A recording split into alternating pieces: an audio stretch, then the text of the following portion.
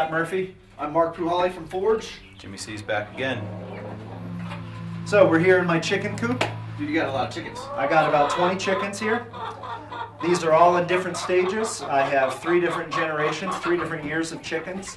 Chickens typically lay eggs for 2 to 3 years and then they stop producing. So every year I need to get more chickens so that I can continually have eggs. Right now, the chickens that I have produce about 5 to 6 eggs a day.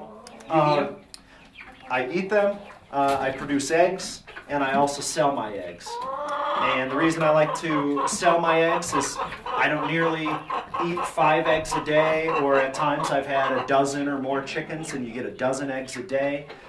And so what I do is sell them to locals and friends and family, and therefore it offsets the cost. And so the idea behind all of that is that these guys pay for themselves. They're self-sustaining, they provide protein, they provide food, they provide a resource that is really easy to maintain and take care of. Now, chicken coop setup, how much, I mean, yours is very thorough.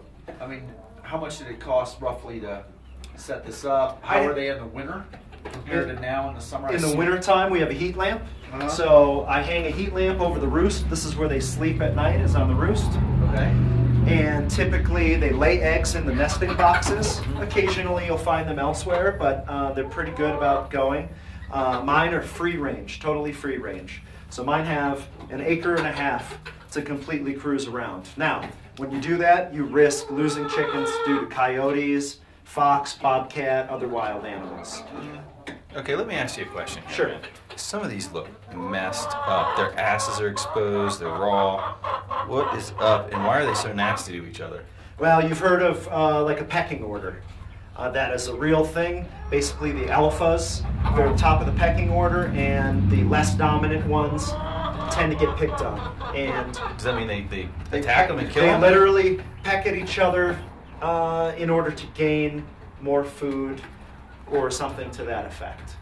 Now I have 20 chickens here, and come October I should be getting about 14 eggs a day. Really? Now production slows down in the wintertime due to the cold months, but they still produce all year long, and like I said, they typically produce for 2 to 3 years. Wow. Now, how could someone get started? I mean, what do you recommend to get started with chickens out at their land or at their property? You don't need, I have a horse stall that I can dedicate towards chicken coop, but you don't need that at all. You could do something as simple as a small building with an extension cord that runs out with a small heater. You want to use a red heat lamp, because especially when they're young, if you use a white heat bulb, the chickens can go blind, actually.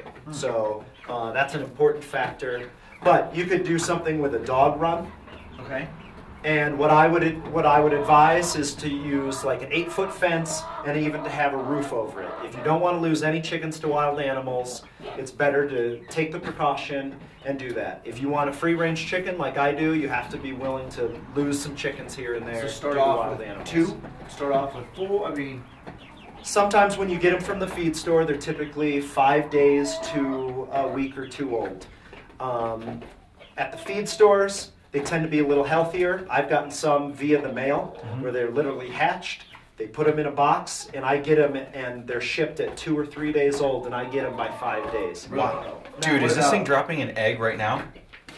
He's in there, and he's probably preparing to lay an egg. What about feed? What's feed for 20? Feed for 20, I typically go through a 40 to 50 pound bag of feed every 3 to 4 weeks. And I offset that with some cracked corn, some grains. I like to throw it out in the yard so they scratch. So how much does that cost? Typically, once a month I spend, or every 6 weeks, I spend about $40 every 6 weeks. So it's very reasonable. It's very reasonable, and like I said, for eggs, for chicken, meat, I mean, absolutely, very reasonable. Absolutely. Chickens are very easy to care for.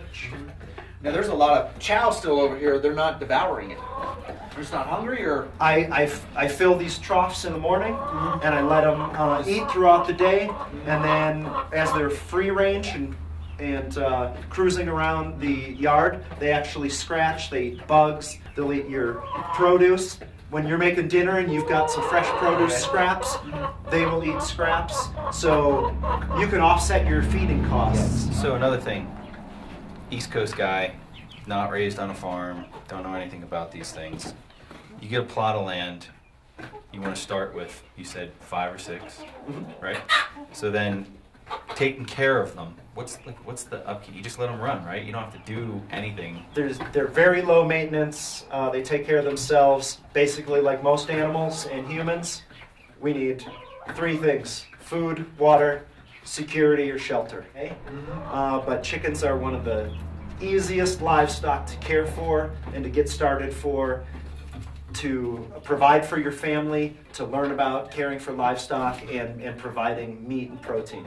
Now, when chickens lay eggs, they have a natural coating on the eggs. This egg can sit on your counter for up to 2 weeks without being refrigerated and have no problem. Really? Now, if you want to extend the life of that, you can take mineral oil.